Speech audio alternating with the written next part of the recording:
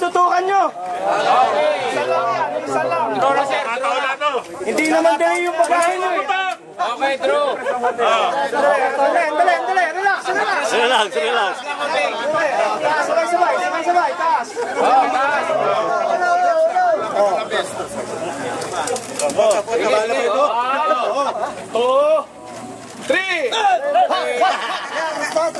Isa pa. Galit, nakangawit.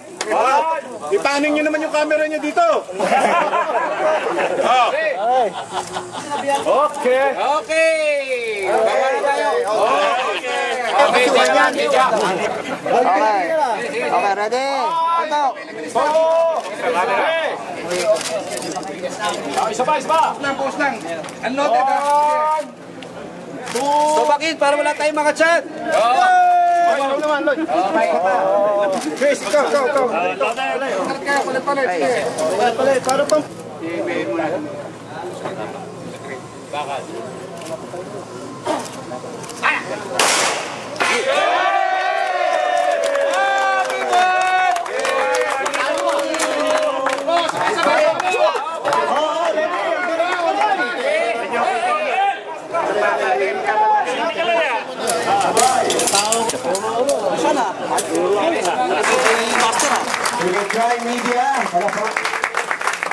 Dry Media and yung mga kasama natin sa Quezon City Government, palakpakan po natin sila.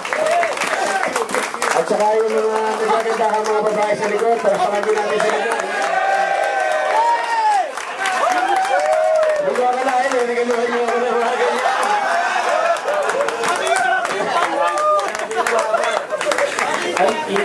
Picture muna. So,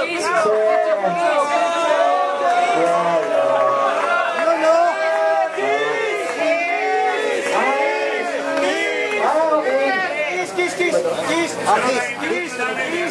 Babae. pare, magputok ako ha. Nakaputok ka na, Mayor! Happy birthday, Kiss. Happy birthday.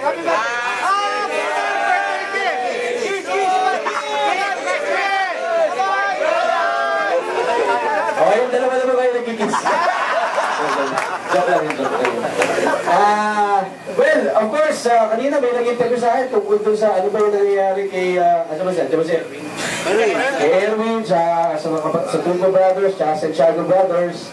Ang mga proposal, hindi na lang mag-match up yung mga apat na yun. Si Ruel, saka si match up sila. Pero hindi that is not the objective. The objective is that, bahin na natin celebrity, Dry Media, government. Dapat magkaisa lang tayo. We belong to one unit, which is media. Dapat pag-itingin natin yung samahan na to. And I think, considering media tayo, meron tayong miscommunication na nangyari along the way. And I hope that this miscommunication masettle na...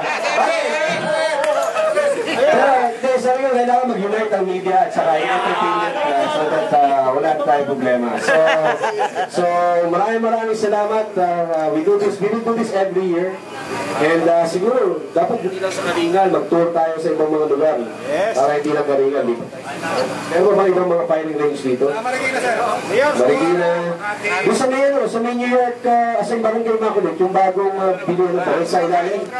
Yan. Meron dito kay PB Jerusalem. Yung sa may district line. Diba? Karami, para makaikot tayo. Para hindi lang puro dito sa Kalingal. At so that ma-explore natin yung buong city. No? And ang suggestion ko nga kay Kaloy, sabi ko gawin natin ito every quarter. Hindi naman masama, not only my birthday, every quarter. Sinabi ko na para So, hopefully mapuho natin to. And, syempre, prosecutor dito, si Jonathan. Si Jonathan, yan, isa sa mga magaling nating taga-organize ng mga shoot fest. Ayan, si Jonathan, pinag-usapan na natin. Kaya lang, nadali yung bodyguard ni hindi yata sumama sa shoot fest mo yun.